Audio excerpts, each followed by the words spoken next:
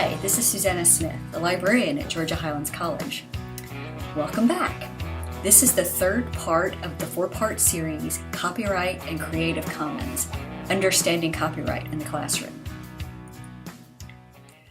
Now we're going to talk about the TEACH Act, which is all about copyright in your online classes. What is the TEACH Act? In 2002, a group of stakeholders got together and recommended revisions to two specific areas of the copyright law. Section 110.2 is all about motion pictures, and Section 112F is all about sound recordings. It is a supplement, not a replacement to fair use, and that's important because everything else about fair use stands for digital courses. It does expand educators' rights in very limited focused areas, and of course there are still plenty of restrictions in place. One thing it does is assign significant responsibility to the institution. So there must be certain conditions met before you can even apply the TEACH Act in your online classes. The three main areas are the institution must be a nonprofit educational institution. The institution must have a copyright policy in place, and students, staff, and faculty must be offered training on the proper application of copyright to their classes. What's covered by the TEACH Act?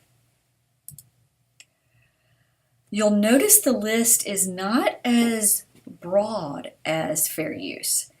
Non-dramatic literary works, non-dramatic musical works. You notice that they took out the whole dramatic part, so automatically movies are not allowed. Musical works are not allowed.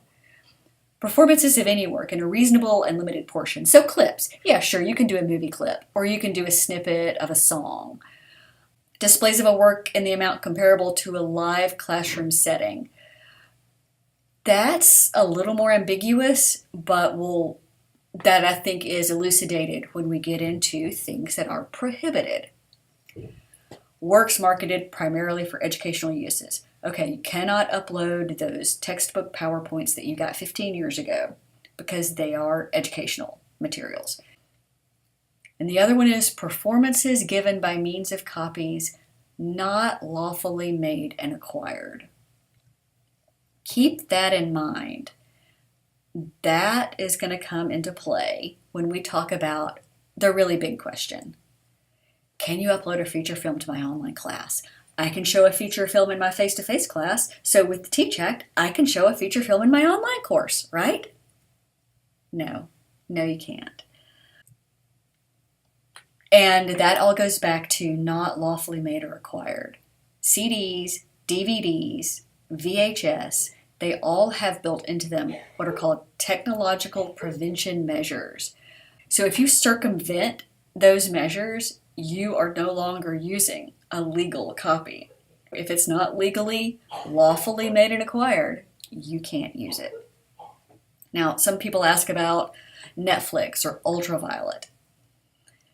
It's really all on you. But think about the license agreements you sign when you sign up for a Netflix account.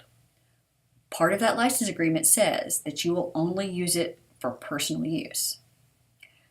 License agreements trump copyright policy. So if you sign a license agreement that restricts you, you cannot then go use the Fair Use Act or the TEACH Act in order to use those. There is help, though. The library does have 5 major video databases that are available for you to embed in your online classes. Ambrose Video is the BBC Shakespeare plays. Alexander Street Press is history in video and theater in video. Films on Demand is just a huge wealth of all kinds of educational videos. Films for the humanities, and then lots of news broadcasts. And Canopy is a documentary database primarily, but they also have a lot of foreign films. They actually have some of the Criterion collection. And then Swank Digital Campus is kind of our flagship. You've probably seen emails about it. We license 20 feature films a year for use in your classroom. and that changes every year based on what faculty would like to see. So I encourage you to explore these resources. One aside here, if you recall us talking about public performance rights in the last video, Films on Demand has some of their material that are licensed for public performance rights. Films for the Humanities would be one of those vendors, and Canopy is licensed for public performance rights. If you wanted to do something for a group outside of class, Canopy would be a good place to go first to see if you can find something that might be appropriate. And always, stop by the library, give us a call. We're happy to try to help you find something that you can use. And that's the Teach Act. I encourage you to go to the link on the library guide and download or print a copy of the Teach Act checklist.